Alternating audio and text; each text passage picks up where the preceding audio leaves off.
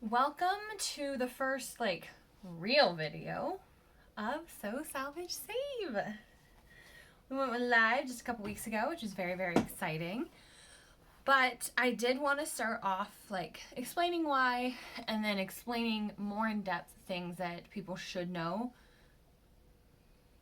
Forgive me, I'm messing with my mic. That people should know when they start. And I don't mean should like, you should already know this, because I feel like that's not fair to expect anybody to know anything when they start a new craft, a new job, a new hobby, anything.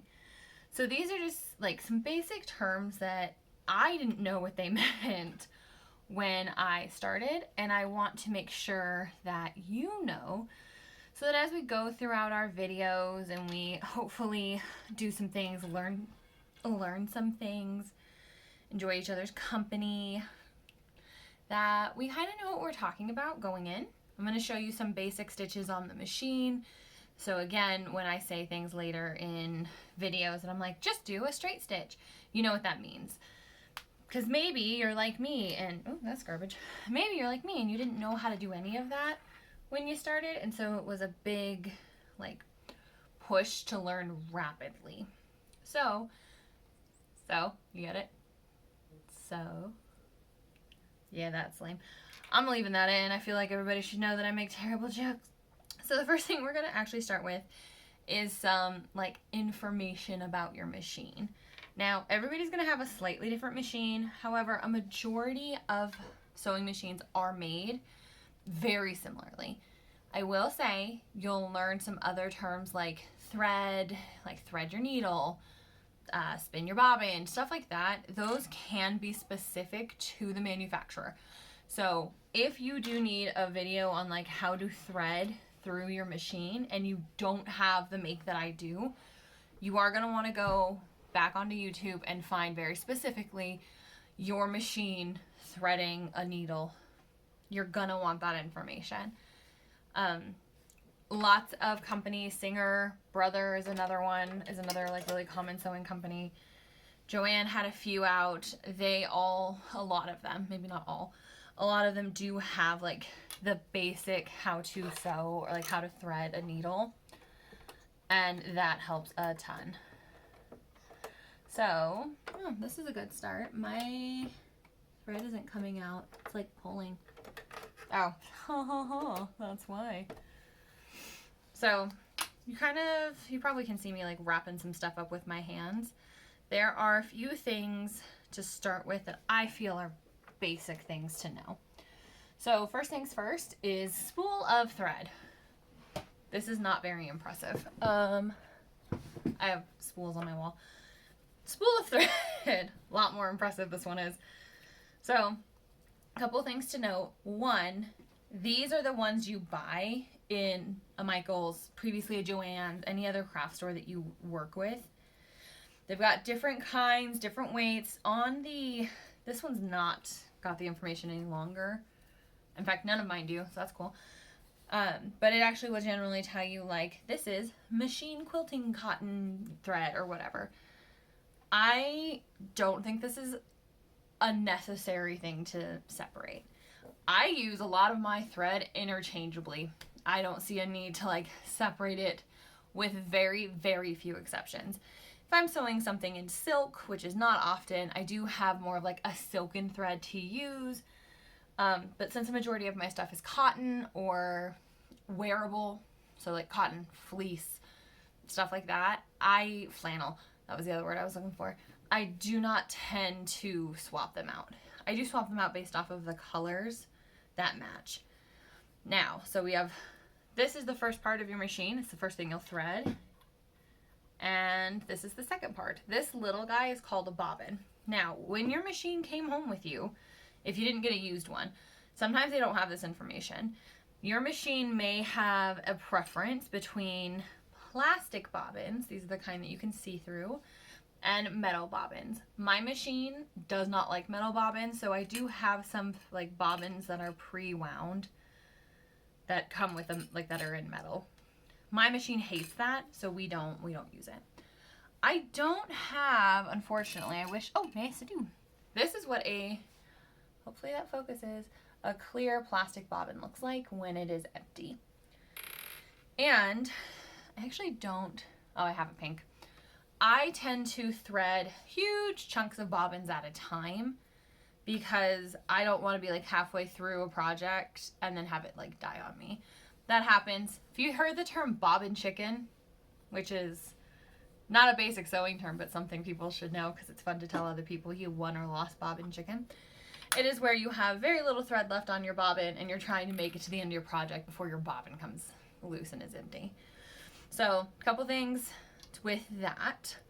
Bobbins go in different places in different machines. In my Singer, I will show you where mine goes. I have a Singer heavy duty. I do not know what model number it is.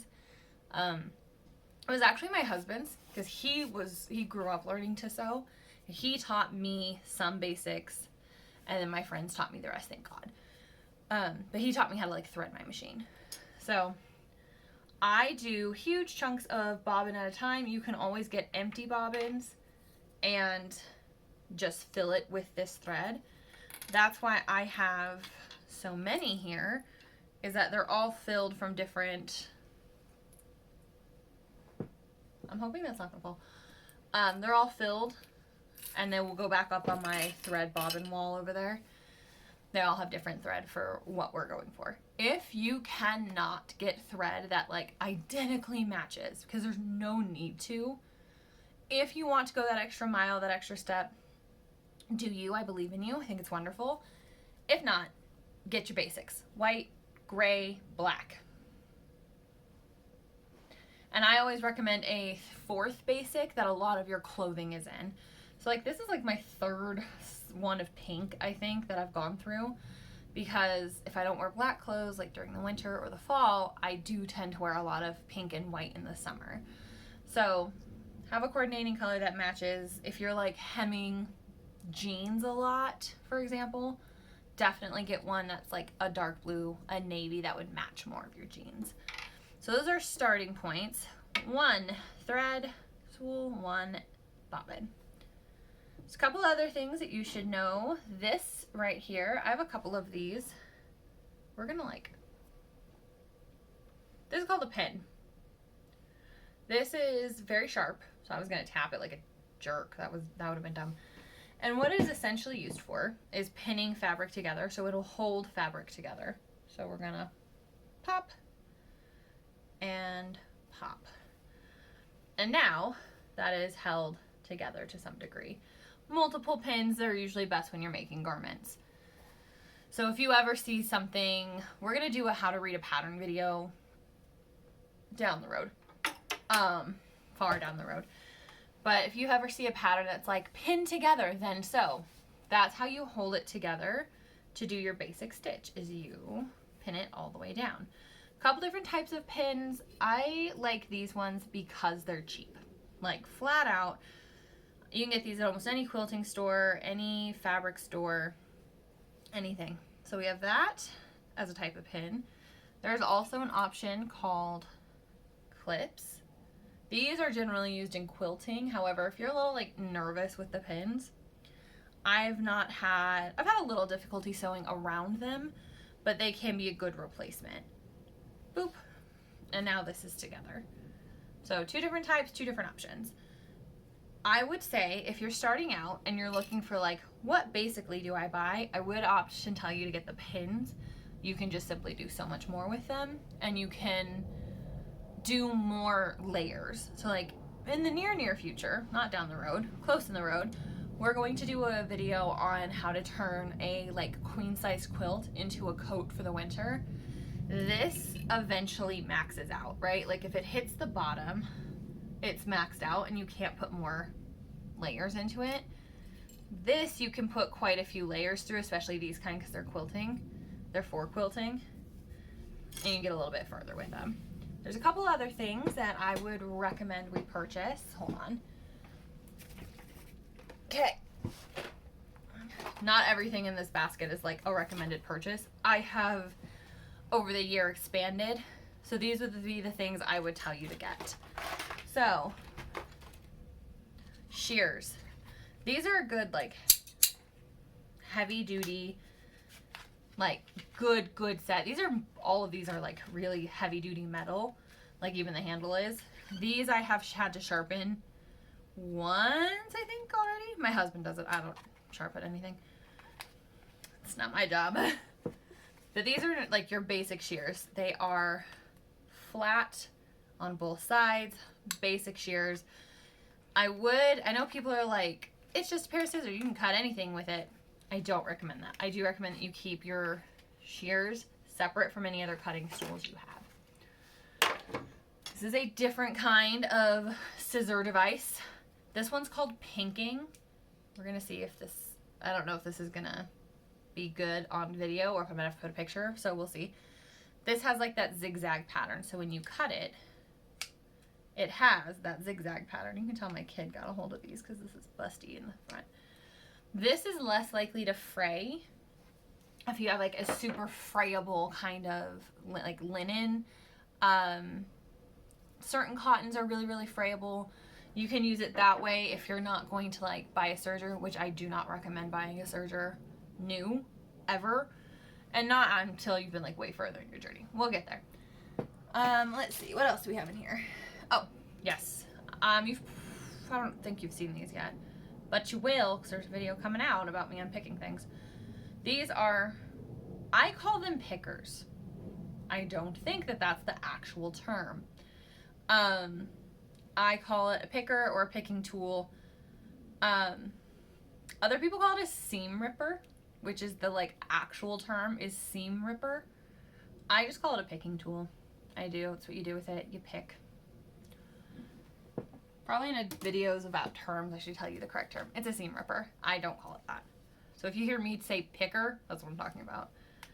This is another cutting implement. This one is more like for quilts, like big lines.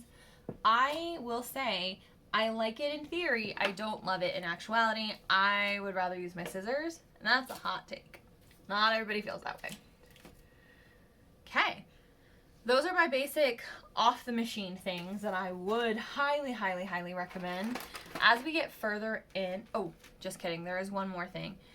We will be doing various things as far as like making tops, making dresses, hemming this, changing that. I would also recommend that you pick up, hello, very close. This is called elastic thread. So when you pull it, it's elastic. This is so much easier than some of the other things I've been taught to use. So that would be another thing I would recommend. I will say it's pricey. It's $4.99 for this very small amount. That is a pricey thing. So like really gauge if you're going to use it a lot. And if you are, make the investment. If you're comfortable making channels, which is a term we're going to go over how to do in just a minute, then it's not worth it. And I totally understand why you wouldn't go for it. I hate making channels. If I can avoid it, I will. But that's not always an option. And honestly, like most people don't care. I care because I'm uppity. That's just the reality of it. All right. I am again very close to your face and my face. So now I'm going to talk you through some other basics. So we're going to talk through how a machine works, what pieces to what parts are important, the things I frequently have to change, and we'll go from there. Okay, I went ahead and closed one curtain, so hopefully it's all my extra nonsense, but I'm gonna leave it there so that it like gives you a better view. I didn't realize you could like see my reflection in that. That's fun. So I closed the curtain so it's a little darker, but it might be easier to see the machine as a whole. So let's start with turning it on. My plug's down here. You might be able to tell this is a special table. This is an antique Singer table. I obviously don't use it for an antique machine, but it does mean that like the machine lays inside it. So when I go down here, that's why. So we're gonna turn it on to start. Couple things here. We're just gonna go right to left. So obviously this is where I turned it on at. There's a plug underneath it. I wonder if you can see that. There we go. Plug underneath right here. And then obviously because my machine is made for this, it's a little hole right there to pass through.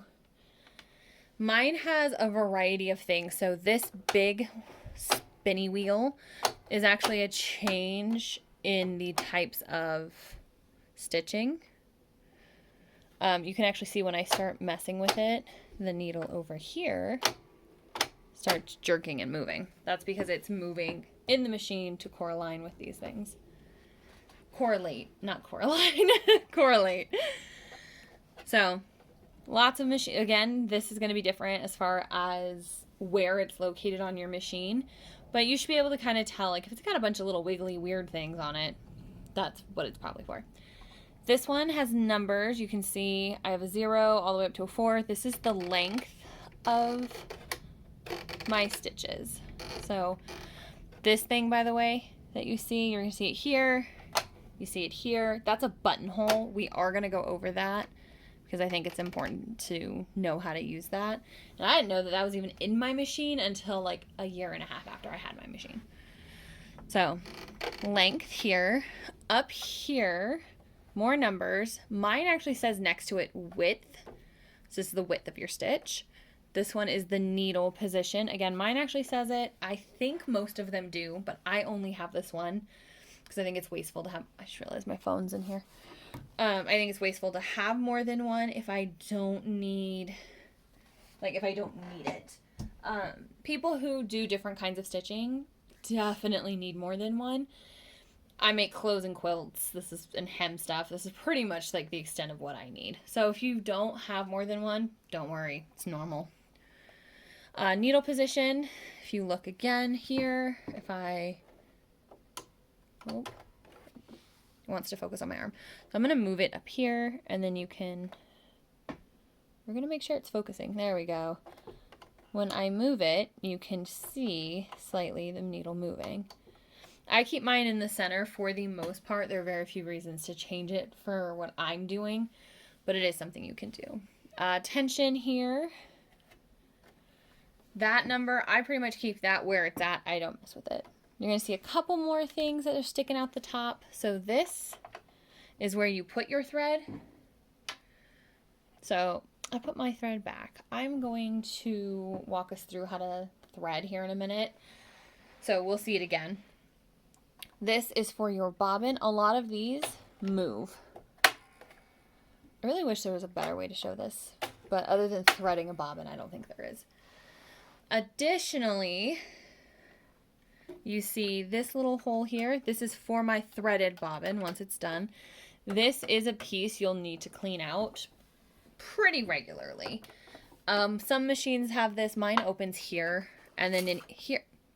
That's me remembering that there's safety pins in there and not the cleaning stuff because I moved the cleaning stuff into a box that's up here. But in here, if you have a new one, a lot of the time this will open and you will have, in fact, a safe, like your cleaning equipment in there. It usually also has different kinds of feet. So, perfect segue. This is a foot. Aptly named because a lot of them do, in fact, look like a little foot. I only chose to remember this because of that, because I felt it looked like a shoe. Now, you can get... Let's reattach this, huh? Maybe. You can get a couple different feet based off of the kind of things you're doing. So, I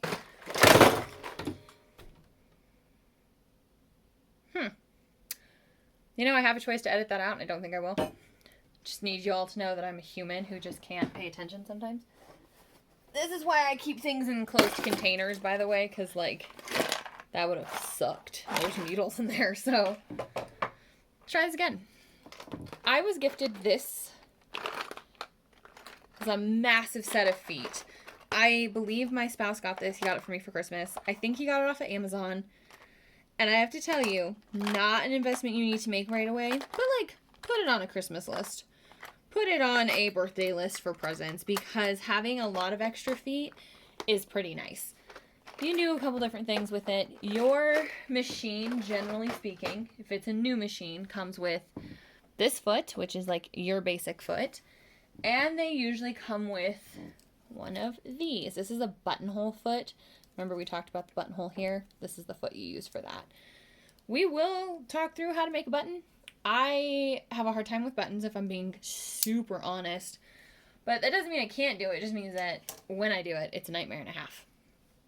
Let's see what else there is. Oh, and then I have on mine up here, we did miss this one. This one moves, obviously, you can see it here.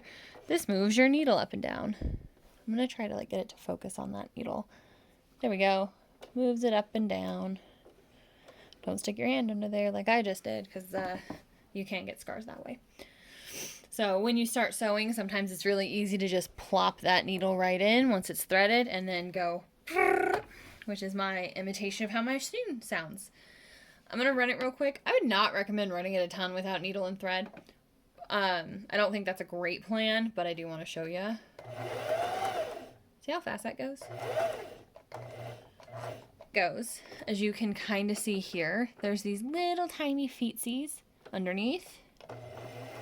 Those little gray pieces, if you ignore the needle, you can kind of see them moving. Those are called walking, I believe they're called, like, some people I know call them like walking pieces. Other people call them feed dogs. I think feed dogs is a more common term. And then I've had a couple people in my life call them like walking dogs, just because when you get them together, I guess they mess, like they just keep the name together. These are called walking dogs, walking feet, feed dogs, whatever. I call them feed dogs. That's the term I learned. So we go up and down. As the needle goes up and down, the dogs do their work to move the fabric through. There is also this guy. He helps us thread. So here in a minute when we go through and thread everything, we'll be able to use him. And then behind him, can't really see it, but there is a buttonhole lever. So when we go to do a button in a little bit, you'll see what that means. So those are some of your basics of your machine. I'm going to thread it, but I think I'm going to have to move you guys over to thread it. Mostly because I don't see a way to do this without like busting myself, really. So we're going to thread it with some plain black thread because I do have some stitches I'm going to show you on this guy. And we want to make sure it's like nice and visible. So we'll see what we have to do here. All right. So I didn't have to move you, but I did have to close all the curtains up. Natural lighting is great when you can get it. That's why my machine's facing the window. But I wanted to make this easy to see. So this is our spool. We're going to do navy thread because I happen to have a ton of it for some reason. And a bobbin. I love personally calling these little bobbies, like the British term. Don't know why. It makes me happy. Some whimsy in your day.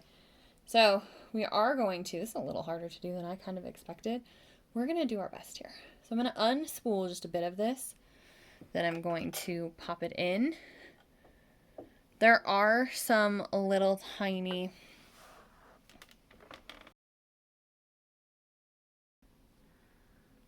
there we go. See these little tiny guys? We want to just slide the thread through, and that's that. Bobbins do usually have a casing of some sort. That's mine. Nice little plastic bit. You can see when your bobbin's running low. I think it's great. This was grand. I can't believe I was able to do that. This, by the way, you probably saw it got knocked over. It's oil. You are going to need to know to oil your machine. We got time. I'm going to tilt just slightly back. Okay. So now we have our bobbin done. I will tell you, bobbins are really the easy part. The harder part is this. This is the thread. And I will say, get real comfortable threading your machine.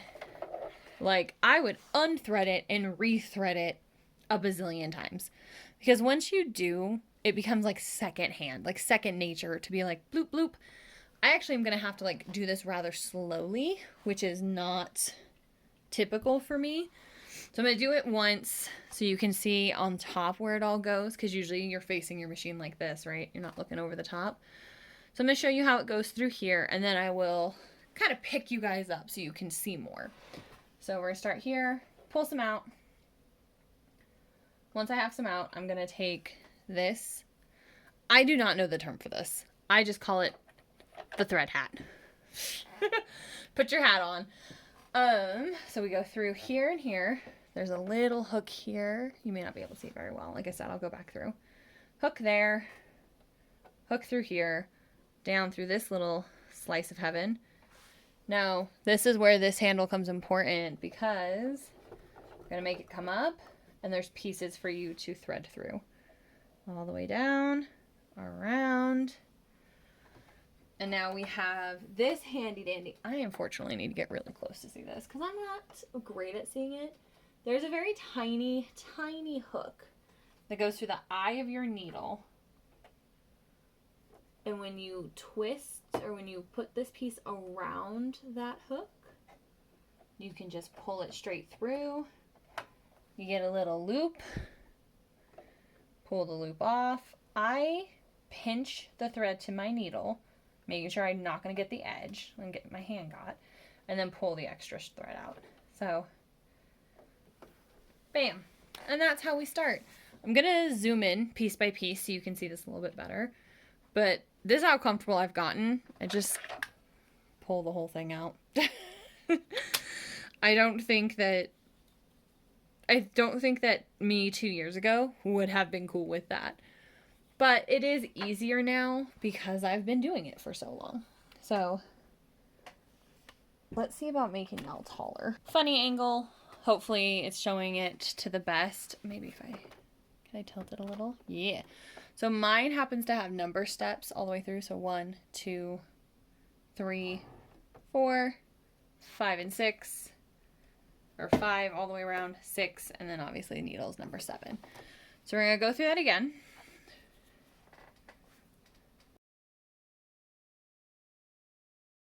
So put it on through the hole, put its little hat on. I'm sure there's a real word for this, but let's just call it a little hat for now. It's a little bit more whimsical.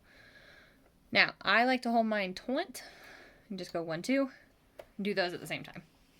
Go down to 3, up and over for the loop for 4. This is already up, so we're going to just bloop. Did you see that again? We're going to just pull it out, pull it back in, get it into this tiny, tiny little hole. Down. And then there's this piece that's a hook around. I also, if you noticed, I tend to hold my hook in place with the metal part. I do not know if that is like sanctioned anywhere. Oh, see, it got caught. That's okay. This is what I also kind of want to call out. You're going to mess this up about 1,001 times. Like, it is totally fine. It's totally normal to mess it up. But I think we kind of live in a world of like instant gratification. So we're like, oh no, if I did this, I should do it right the first time. Nope. All right, there we go. We made our little loop. Pull our loop out, pinch, and pull the extra thread. Done. Let's make some stitches. I'm gonna pop you down. So first things first, you'll notice here, I'm looking at the black lines and it's just straight stitching. That's what we're gonna do. I'm actually kind of excited to do this one because it means it's gonna be very easy to explain some of the other ones. So, fabric. Now, this is where, don't know what happened there. Ah! Shit. Hope that's in there. There we go. There we go. So this is where you would put your pins. So I'm just going to put some down real quick just because, well, actually no. I will lift this to the heavens. See how I have this piece folded over? Stab. Push. Stab again. Bam. So I'm just doing that. Now, when you do this, I'm going to put a couple in for professionalism, really. I'm not a professional. I just want to make sure we all know that. So when I said that, it wasn't real. That was a lie. Ouch. Got myself. Cool. Not bleeding. Doesn't matter then. So now, we've got two little pins and a little blue fabric. So I'm going to roll this up because we have different choices, but rolling your fabric is not going to make a difference. So I'm going to move my foot over. There's a little piece on the ground for a lot of them that's called like a pressure foot. It looks like a gas pedal. So So first there's a lever back here that drops our feet. Once our feet are flat, I have seen different things for this. So when people do pins, some people, like me, do the yellow part facing them so they can slide them out slowly as it comes. Other people I know tend to do their, like I have a friend who's like a straight up professional.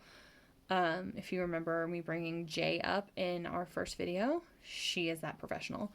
She does hers like this. I don't see a reason not to do this. It's just not the way my brain is. So like when I see that, it makes my brain want to short circuit. This for me reminds me both. This is probably because she's a professional. This reminds me to go this way when I'm stitching it down. For her, she probably knows how she's going to stitch, and so it's not like a question. So this might get a titch loud. So we're going to put our hands. You don't want to be pushing the fabric because like that's inherently what I think people want to do. The little dogs we talked about that are underneath this, the dog's job is to move the fabric for you. How I choose to remember this is my dog pulls on her leash. So in the same vein, these dogs pull on my fabric. That's how I remember it. So I like to twist and get my needle down in here first. That is not a requirement. It is a personality thing. I like doing it because then I can ensure there's a little hole in your foot where your needle will go through. You can see through that. And I like to ensure that I can see the fabric because sometimes I get real excited and start stitching and I've stitched not in the fabric. So, which can cause problems like causing issues with your machine. So that's fun. So we're going to start. This is going to be called a straight stitch, straight line. My length is at a 2, my width's at a 3, needle's in the middle, my tension's like a 3.5. So we're going to just go, hands on either side. As you can tell, my pinkies don't lay quite flat, so I do have a bit of like spreading I need to do. Some people are able to go this close. Do not do that. If you go this close, this thing is going to shoot down on your hand and it's going to hurt. I do not think you should be scared of your machine. They can sense fear. But I do think you should be cautious because one thing that makes a lot of sense to me now, Singer was a brand that made sewing machines and has made sewing machines for a long time. And during the Great World Wars, they made guns because of the same motion action.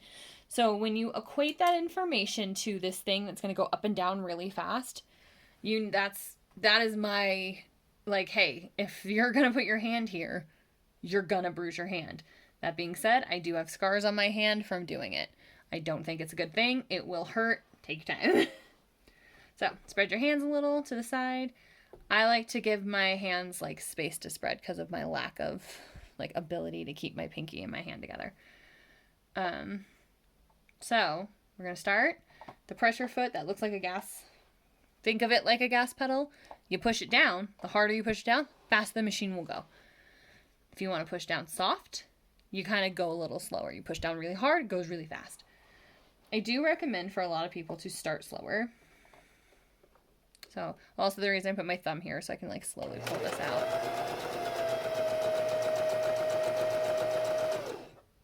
Other really good professionals will be able to pull this out and put it to the side without stopping sewing. I'm not that person. I need to pull my needle out and put it in its home. I have a little glass dish that I thrifted that's like 3 leaf. It's like a leaf glass. See if I can move it over here without breaking it. Leaves. And I keep various things in here. Bobbins don't usually live in here. They do for this video. But it's where I dump all my pins while I'm doing projects. And then the pins go back to their actual home, which is a glass jar that I can close. So back again. Hands out. Spread. Push a little. I am barely touching the fabric, so I'm like gonna keep letting the machine go. I'm just keeping the fabric straight so that it doesn't like want to move. Pull this one down. Okay, see how we're like almost at the end? This is something I didn't point out in the original like tour of the sewing machine. This. You push this down. I don't know a machine that doesn't have this. I also don't know of like where all the machines would have it. This is called a back stitcher or reverse. If you hold it, let's see if I can do this. Hold it down, watch your fabric. I'm gonna move my arm a little so you can see it go backwards. Once you lift it up, it comes up. Okay, so we gotta do our little lever back here again. Lift our feet. You see me like working over here with this. There's a little notch that's got a blade in it. So now we have, if you guessed channel, you guessed correctly. If you didn't guess, that's fine. I don't blame you. I didn't really make it clear that we were guessing. So this is a channel. So if we were to, like when we go to make circle skirts and shorts here in the near future, this is the channel that you'll need to put elastic through. See how it's got a hole through it? Little flag. It's the first part. There's a couple other stitches you see a lot. There's another one called zigzag stitching. There's two forms of this. There's the zigzag stitch that goes boop, boop, boop, and makes a zigzag. There is one that is a zigzag stitch that is combined, it feels like, with a straight stitch. So instead of going boop, 1, 2, hold on, 1, 2, 3, and making that Z, this one goes 1, do, do, do, do, do, do, 2, do, do, do, do, do, 3. I prefer that stitch for a variety of reasons, but because that way, if something gets popped, there's lots more stitching to go with it. So we're going to do it again. I am just putting this down to show you a zigzag stitch. So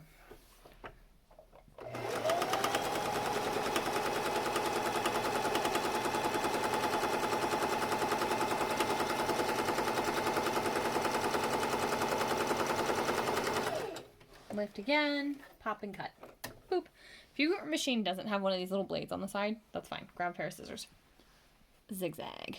Now, if you change the length and the width, you'll get a different size zigzag. So, remove this over, do it again so you can see. Oh, my finger was way too close to that, so we got lucky and didn't get got. Oh, we might get lucky and my machine might jam a little bit and we might be able to show what that looks like. See how much longer this is taking? It's because the needle's barely moving.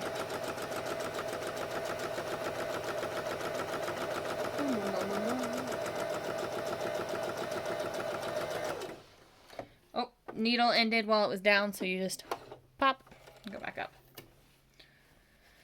So when I changed the length to 1 and the width to 0, the second stitch, even though it's a zigzag, pretty much just looks like a normal stitch, right? Just looks like a straight stitch with some waves. Oh, go back and focus. There we go.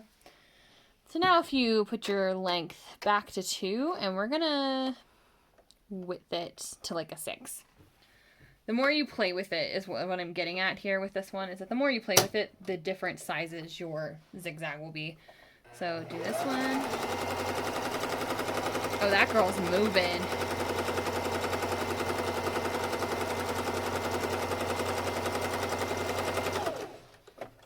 And pop.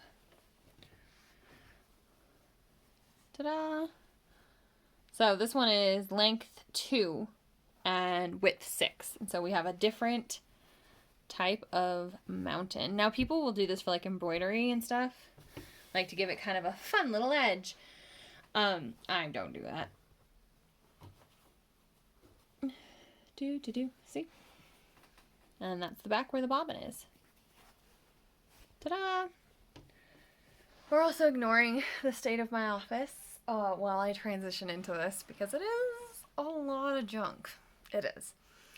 A lot of it's fabric. So we'll do more fabric stuff as we go.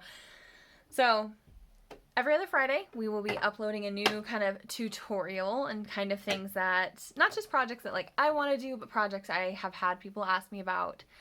So I like how to make vests, how to shorten some vests, how to lengthen some things. Can't always lengthen things, but we'll try some.